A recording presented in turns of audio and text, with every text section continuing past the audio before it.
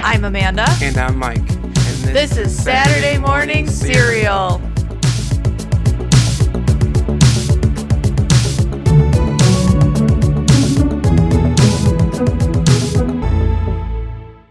What's up, everyone, and welcome to another episode of Saturday Morning Cereal. I'm Amanda, here with Mike, and today we are talking about the new Marvel movie, Guardians of the Galaxy Volume 3. I know we are about a week late reviewing this. Mike had to come down with a cold. I mean, in his defense, though, the weather is going from like 80 degrees down to like 40 degrees at night, so, you know, who's not going to get sick And from today that? it was all 3 seasons. It was raining, and then it was muggy, and then it was cold. Yeah. Ugh. But anyway, we finally did get to go to the theater and see this movie, and we have a lot of thoughts about it. So, Mike, you want to kick us off? So let's talk about this cast. We have Chris Pratt as Peter Quill, Star-Lord, Zoe Saldana as Gamora, Dave Bautista as Drax the Destroyer, Karen Gillan as Nebula, Pom Clementef, thank you, Amanda, as Mantis. I met her.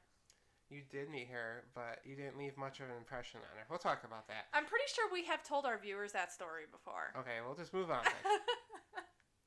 Vin Diesel as the voice of Groot, Bradley Cooper as the voice of Rocket, Will Poulter as Adam Warlock, Sean Gunn as Kraglin, Chukwudi Iwuji, I think that's his name, as the High Evolutionary, Linda Cardellini as Lila, oh god, Lila, Nathan Fillion as Master Karja, oh my god, like, guys, these characters, and Sylvester Stallone as Stakar Ogord. So where do we find the Guardians at the start of this film, and where does their journey take them? You're probably better at answering that because I really don't. I mean, we were sitting at the table just now eating supper here before coming on to record, and we're like, wait a minute, they were in Thor 4. Like, we both forgot they were in Thor 4. So they were leaving, they left whatever they were fighting with Thor. Yeah. So, like, since Guardians 2... they have been in Avengers Infinity War, Avengers Endgame, Thor 4, and the Christmas special. Yep. Like, all this has happened between these 2 movies. And Guardians 3 comes out. And Gamora was like, you know, she was killed by Thanos in exchange for the Soul Stone while I was at the bathroom. And Peter Quill is kind of grieving her, and they kind of have their run-ins with her, but she doesn't remember them, and he's very upset about that. So he's been drinking, but they've also overtaken this planet called Nowhere, which is the head of a deceased celestial, and they're kind of setting up a new society there of, like, you know, outlaws and outcasts, and we've got Cosmo the space dog who's joined them, and Kraglin is there now with some of the Ravengers, and we just jump into basically Rocket's backstory as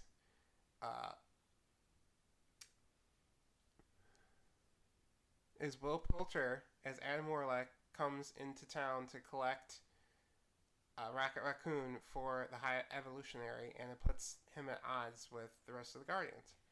There is one thing I do want to point out about this movie, and I'm a really big advocate for, like, not only rabbits, but I love small animals. I think every small animal deserves a life.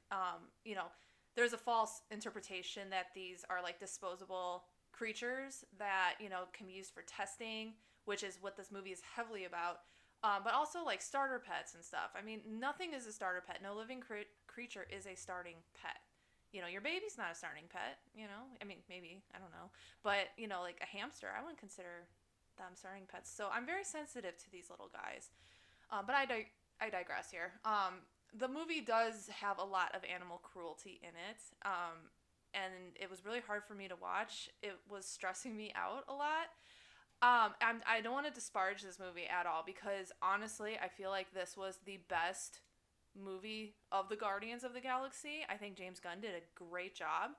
But yeah, as far as like the animal parts go, it was a little much for me. So the Guardians are they're wonderful and hilarious characters who, outside of their own movies, also appeared in the Avengers and the Thor movies, a holiday special, and 2 Disney park rides. Do these appearances live up to the characters? I mean, we all love these characters. I haven't met anyone who doesn't love these characters who's been following these movies. Mm-hmm. But, I just haven't been a fan of how these characters were handled in Thor 4. Yeah. Just because they really didn't add anything. They were disposable. They really were disposable. And they were there, and then they left. And then I wasn't really a huge fan of Guardians 2. And I will just say that it's kind of just a hangout movie, and then something happens, and then, like, there's no inciting incident for me. Like, there's no plot, really, to that movie that I can connect with and go on the characters with. So, I'm not a big fan of those 2 appearances of the Guardians, but I gotta say, their appearances in the Avengers movies are really special, with them having hijinks with the other members of the Avengers. And the holiday special, I'm going to watch it every Christmas season now. And we both love the, what's it called? Mission Breakout at Mission Disneyland. Breakout at Disneyland, yes. I was just saying, it's my favorite over Tower of Terror. I mean, there's 2 Tower of Terrors, right? There was one at Disneyland, which is what Mission Breakout, took over. And then there's Tower of Terror at Disney World in Florida. And both are unique in its own kind. Like, I really hope the one in Florida does not convert, because that one is so cool. That one actually, like, brings you into a story, whereas Disneyland was just kind of there, So it was nice that they were able to just, like, modernize it and incorporate it into the new Avengers campus at Disneyland. So Mission Breakout was awesome. But anyway, back to, like, my history of the films. I watched them, and the first 2 movies were just very underwhelming for me. I don't know what it was about them. I was just kind of about them. I really started to like these characters in Infinity War, because for me, it was like they weren't goofballs. I just remember seeing the Infinity War trailer and Thor going like, "Who the hell are you guys?"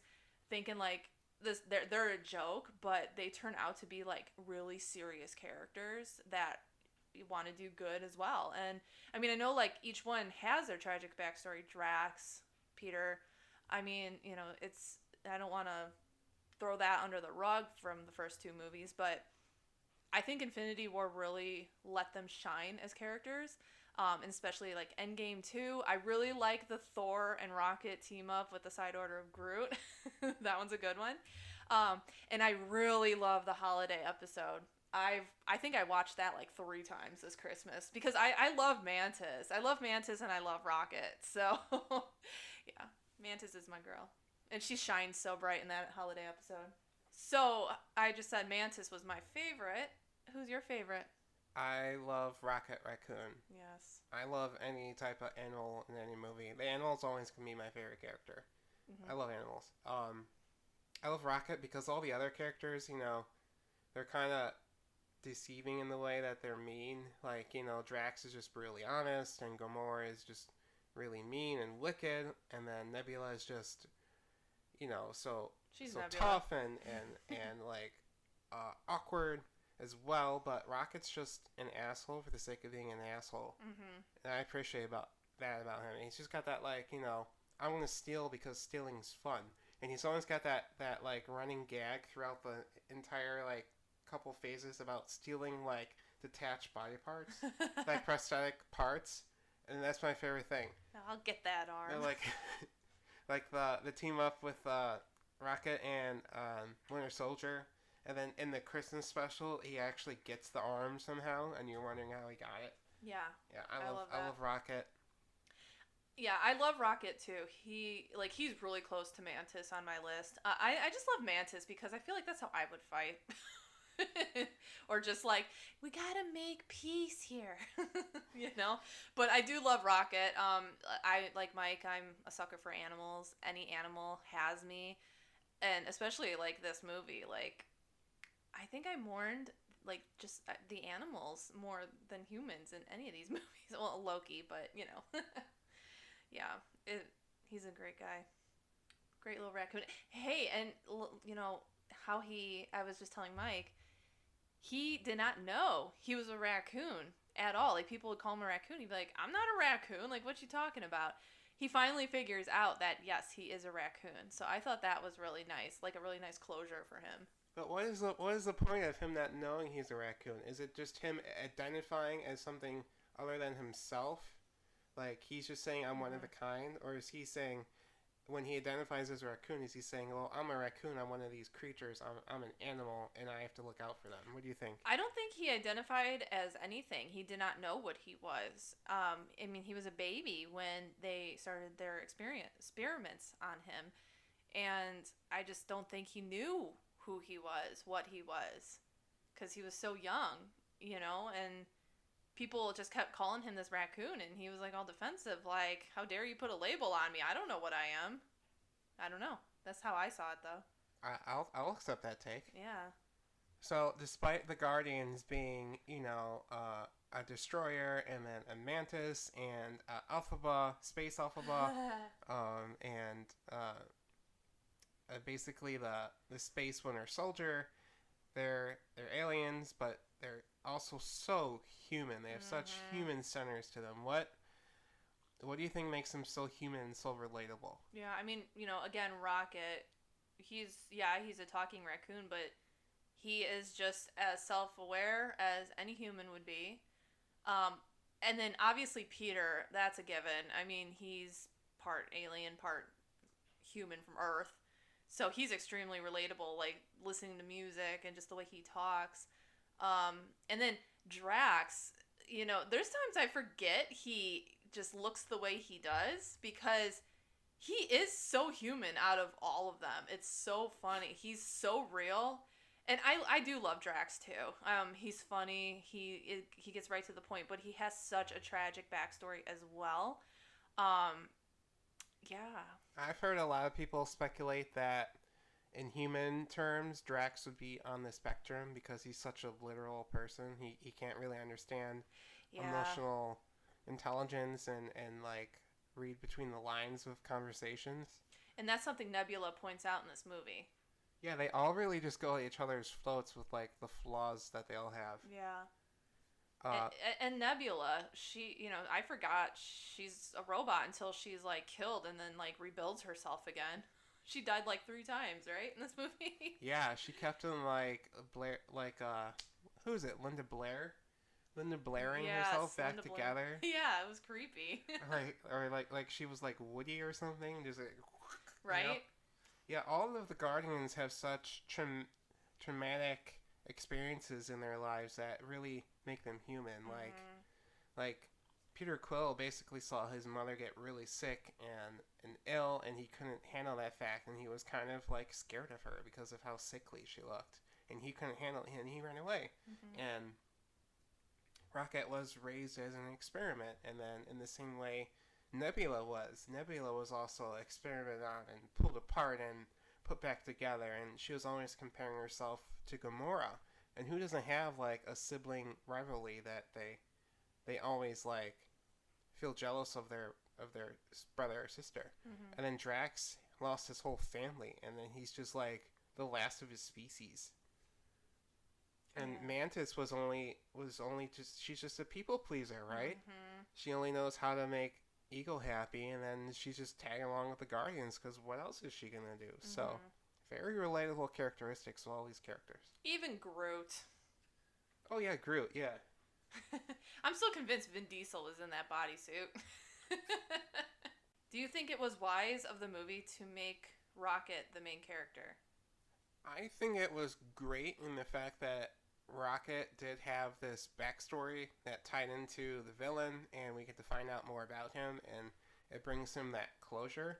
But I don't feel like it tied the other Guardians into the story as much as like the villain of the first movie did, because everybody was after Ronan, right? Ronan was working for Thanos. Everyone hated Thanos, and I feel like Rocket having this villain that was just his villain in a bigger movie with like an ensemble like this, it wasn't as effective as the first movie.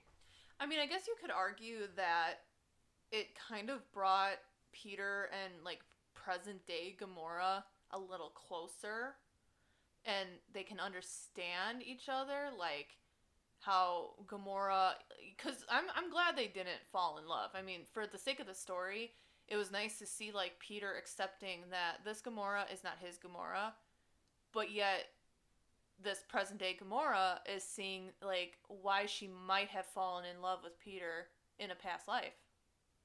So it's just kind of like Rocket's story bringing in a couple of little side things for these characters as they realize what their true purpose is while helping their friend. But yeah, again, and this leads me to my next question, Mike. What did you think about the High Evolutionaries' plan for a perfect society? Because this is what Rocket Raccoon's backstory is all about, and it was just so painful for me. So the High Evolutionaries' plan is actually called eugenics, and this is a real thing, and it was kind of what the Nazis wanted to do. Oh God. And it was finding the perfect specimen for humanity through like in the Nazis' case, it was genocide, and it was ridding society of a supposedly weaker part of humanity. But in this movie, it's about experimenting, learning from the experiments, destroying the experiments, and restarting, and just rebuilding, restarting, and burning, and death, and all that stuff. And there is a little bit of a moral question to it, because like, you know, a lot of people think like, well, if we could just modify the DNA of humans, then we could have people who are born without Down syndrome, and people who aren't dwarves, and people who don't have these life-threatening conditions. And there is a little bit of a moral question mark to that. So I thought it was interesting to explore, and to tie that into animal testing in the way they did, I thought was great, and it just made it so sad. Yeah, you know, as hard as it was for me to watch, and like I was stressed out, again, I think that's what made this movie so great, is because they went into these uncharted waters with a story like this. I can arguably say this is more like one of the more mature Marvel movies out there. I still think Doctor Strange Multiverse of Madness was like the ultimate dark, crazy, gory Marvel movie of all time. But this movie, for me, like, they're starting to get a little dark, but necessary. And that's what's making this particular story good, because we never knew what Rocket's backstory was, and it's just so tragic. And it is interesting to see, unfortunately, what these crazy people want to try to do with, whatever this plan was. And for them to just dispose of these species like they're garbage is just so horrible. But, for story's sake, that's what brought these characters together, and that's what made the movie good, I guess, if I'm explaining that right. So when you see animals again, like either in commercials or like as part of like a meal, like food, are you going to think about like Rocket and the suffering that he went through? I mean, we're pretty much vegetarian over here. I do like chicken still. I mean, I eat chicken. If there was a chicken in this movie, you think it would have changed your mind? I don't know. That's the problem. Like, yeah, I mean, there are times where, like, I try. I'm just like, but I like McDonald's chicken nuggets. What can I say? Well, you use all that cruelty-free makeup, yes? Oh, yeah. I'm a complete vegan makeup user. They test on rabbits and stuff, so there's no way in hell I would use that stuff. Yeah. So was your did you enjoy the otter or the rabbit more? What was the otter's name? Lila, and then Lila, and then the rabbit's name was Floor. Yeah. Probably Lila. I love the rabbit. I love the rabbit too. I loved them all. I wanted to save them all. Yeah, I think a lot of the animals at the end made it out okay. I'm pretty sure they all made it. In my mind, they all lived. I think they did. Yeah, and Mantis coming out, like you said, Prince Wu style from Legend of Korra on those creatures. That was awesome. The animals at the time, they do make it out alive thanks to Rocket. So, it was a happy ending overall. Very much a happy ending. And one thing, too, I was a little confused of were all the children at the end of the movie. because like yeah, like I'm really, I get really sensitive with animals, but then you have like kids, so it's like, okay, what were these kids for? And I'm just really glad like they were able to be saved at the end, and they're kind of incorporating them into their new little village. Yeah, they're a giant space head in the middle of outer space that they've turned into a home, and also has cannons coming out of its eyes. Well, and then That thing, yeah. yeah, but then they also made a comment like Drax is meant to be a father, and these kids adore Drax. So I think I think his new role as kind of like a caretaker, I think that suits him in retirement here. So how would you rate this against the other Guardians movies? Is this the best one? Is it the funniest? Is it the darkest? Is it the most heartfelt? What do you feel? Not the funniest, but films, out of the three films, this one's the best one because it has the best story and the best story arc. And I feel like some of these characters did have some closure. Now, there are two main credit scenes, and they say Star-Lord is going to return. So, who's going to also return? We don't know. But for the most part, I feel like this was a pretty solid story. I liked it a lot better than the first two movies. Definitely not funny again, but it was probably one of the darkest Marvel movies I've seen. I mean, we just watched The Whale the other night, and it felt like another slap in the face, kick in the emotions, Yeah. Like, it really hurt. Like, it was just, watching these things suffer was really hard. And I feel like... We're going to turn on the Muppets after we're done recording here, the new Muppet Show on Disney Plus, to get us out of this funk. Yeah, and they did it, they actually told the message in a meaningful way. Like, you remember we were watching The Last Jedi, and there's this whole scene where they break out of the casino and they ride on these animals, and then they discover the animals are being like whipped, and you're like, okay, what's gonna happen with this? And then they never pick it up again in any other Star Wars movie about animal cruelty. Well, this movie, it's all tied together. It's the main theme. Yeah.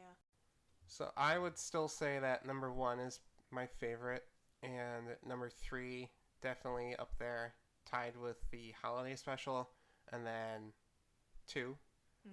And then I don't know if you want to count the other appearances, but yeah, the Guardians have been a win so far. As far as appearances go, definitely the holiday special. I can't shout that out enough. It's cute, it's heartfelt, it's funny, and there's a little action in it too. I mean, it's something for everybody. It's a little sample of everything. But I do love Infinity War as well with them. So, Amanda, you're a little bit of a music connoisseur. Yes. How would you rate these soundtracks? Do you even remember the soundtracks from these movies? Yes. And I grew up in a very musical family. My mom and dad played music all the time for us. So I grew up with a lot of these songs, and I listen to music almost 24/7. When Mike, you're at work, I have headphones in my ears all the time.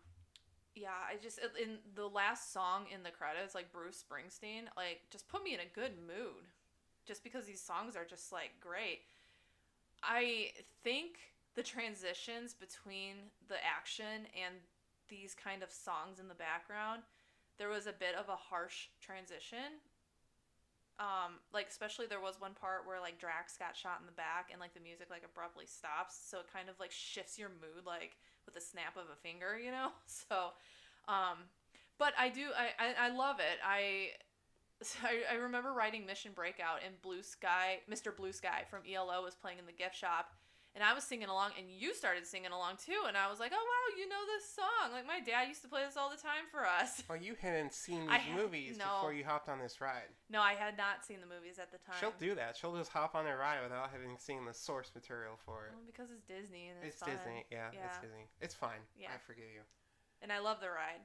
Yeah, Mr. Blue Sky by EO, and then Come Get Your Love are definitely my top 2 favorite songs from the entire trilogy of soundtracks. I feel like this one, having the 90s music, it wasn't as nostalgic, it wasn't as fun for me. Did you feel the same way? Yeah. That was something special from like the first and the second movies, especially like the first movie, was the soundtracks. Also, do you remember that thing at Epcot we went to? with Gamora and Star-Lord. Yeah, the little stage play. Yeah, that was cute. They played like all the music and they sing along to it and stuff. It was fun. Yeah. Just thought of that. Yeah, I would definitely say that having I got to discover new music watching the first two movies, Yeah. and then this one I was kind of more familiar with music because I grew up in that time, so it wasn't as fun for me. Yeah. So do you believe the Guardians departing and taking their own paths was a good ending, and do you want to see them return? And as I mentioned earlier, Star-Lord is confirmed to return. Yeah, I guess Chris Pratt's gonna come back, or possibly someone else will take up the mantle of Star Lord. That's a thing that happens. You know, people pass on mantles in the MCU. You know, like Thor and Hulk and Hawkeye. Mm-hmm. I really did enjoy Mantis going out on a quest of like self-discovery because she had been such a people pleaser and she really didn't know who she was or what she is. And I love Drax being like a guardian over the children in nowhere. I really like that. And Peter going back to visit his grandfather was really overdue. Yeah. Oh yeah. And yeah, I think we'll see like Mantis, and I know Dave Bautista said he was done with Drax, but you know, I think a couple times they may pop in and out of some like maybe future series or movies. You never know. Yeah, so Star-Lord returning, but I think like Rocket leading the new Guardians, that's a possibility as well. Yeah, I think Rocket's a great leader. I think he's honest and he's a very great problem solver, and I think it's great. And then he's got Groot by his side, who has got this new form, I guess. Yeah, Groot is like a full-grown tree now. He's like a Hulk Groot. Yeah. I want to say the proper name is either Alpha Groot or King Groot. Oh, dang. I don't know. It was cool. It's cool to see that, like, it would be so cool to get like a Groot planet episode or a movie and just get to see the different Groots, because like the Groot we had in the original Guardians, it was just like a lankier guy, and then this one in this movie was a bigger, buffer Groot, and then it grew into like a Hulk. So I'm wondering if there's other like deviations of Groots. Remember the I Am Groot shorts on Disney Plus? Yeah. Those are cute. Didn't Rocket appear in one? He was in. It's where that meme comes from of Groot handing Rocket this like paper. Oh yeah. Oh yeah, that looks pretty good. Yeah. Yeah. Those are really cute. I highly recommend it. They're only like 5-6 minutes long, but they're really cute. Yeah, they're great. So, despite me with the animal cruelty thing, were there any negatives for this movie? I'm gonna say it was a little bit too long. I agree. And I'm gonna say that the Adam Warlock character, although he was cool, he really didn't add anything. And then I felt like they just had to include him because he was at the end of Guardians. He was at the end of Guardians 2, and they just had to put him in here. We were walking out of the theater, and I was like, what was the point of him in this movie? Him and his mom, who died, and he has nowhere to go, and they're like, everyone deserves a second chance, so he joins them on their planet. Yeah. That part, and that whole part, like, even with, like, his mom and stuff, like, I just didn't understand why that tied in with this movie. Again, I even forgot he even existed, so... And you even have his Happy Meal toy. I got a Happy Meal, and, like, out of all the characters I got him, and I was so disappointed, and my Icy Orange was watery. Thanks, McDonald's. Do you feel Gamora's appearance in this movie was necessary? Do you feel like she got a good ending? I feel like the fans of this movie would have not liked it if she was not in this movie. Me personally, I wouldn't have missed Gamora, but I think just for the sake of trying to tie up some of like Peter's angst from losing her in the previous like Endgame and Infinity War, maybe it's just the closure he needed. So like I do understand why they included her in this movie. Yeah, I would not have missed Gamora either if she wasn't in this movie, and I felt like she was there, and we know that she was a Ravager, and that she had kind of assumed her old role of like deadly assassin. But yeah, she really didn't add too much in this movie.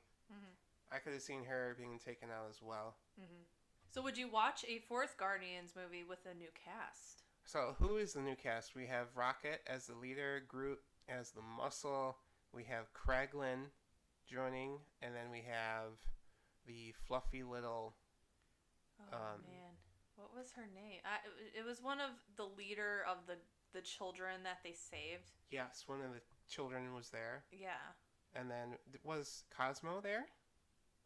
Cosmo, but the little fluffy guy that was with Adam Warlock, and then Gamora was like, I don't know, holding him for ransom, and then he like joined up with Gamora because he got attached. And then Adam Warlock was in the new setup of Guardians, right? Yes. Yes. Yes, he was. He was sitting there, and he was like, huh. Yeah, so I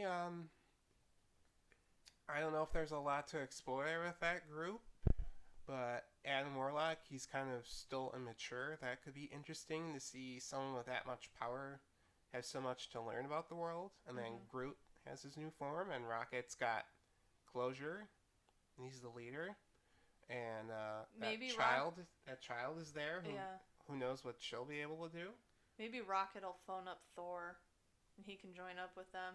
Yeah, Revengers. The Revengers. The Asgardians of the Galaxy. Asgardians of the Galaxy. Him and his rabbit.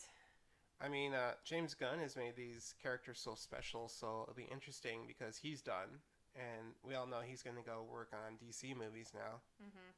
So we'll see who helms the ship going forward and what they decide to do with these characters. I will be cautiously optimistic about it. Mm-hmm. You? Yeah, same.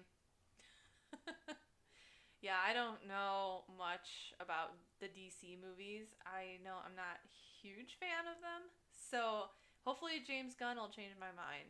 So before we wrap up here, I just want to shout out, I did put like a mini review on our social media pages of The Whale that we rented last night. Again, we were just sad the whole movie. And it's like I said, it's a movie that you're not supposed to enjoy it. You're supposed to watch and you're supposed to listen to the message. Would you agree?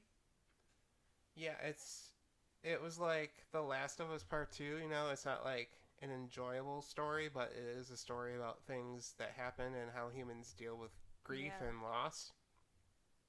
I would recommend watching it just once if you're ever in that type of mood for, you know, angst and grief. Yeah, check it out. Angst, and it's a good movie. You know, like... Solid performances. Oh, God, Brendan Fraser was amazing. And Sadie Sink, yeah. A-plus performances. Brendan Fraser even got an Oscar for Best Actor. So that's what made me want to get the movie, because I'm like, dang, like, this movie has Oscar winners. You're just like, it's that guy from The Mummy that I didn't like. Yeah. So, but I do recommend giving that a watch. Keep an open mind and a box of tissues near you. But with that, we're going to wrap up this episode of Guardians of the Galaxy Volume 3. What did you guys think of this movie? Let us know. And I hope you guys all have a great week.